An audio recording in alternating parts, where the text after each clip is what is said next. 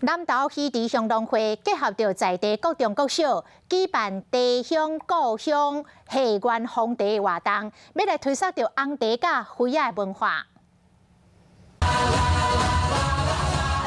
这场红茶活动包括戏池国中、戏池国小、新城国小3间学校几百个囡仔来哩参加，并且带来精彩歌舞才艺表演。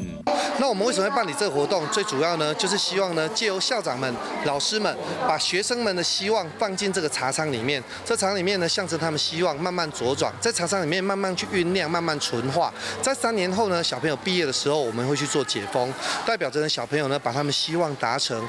戏池乡的红茶世界有名，除了3间国中小的囡仔嘛，还有请到一寡贵宾来参加，因勉励囡仔爱掌握家己的未来，未使忘本。把大家的这个儿时的回忆，还有我们鱼池乡的文化传统跟特色可以一起封藏在一起。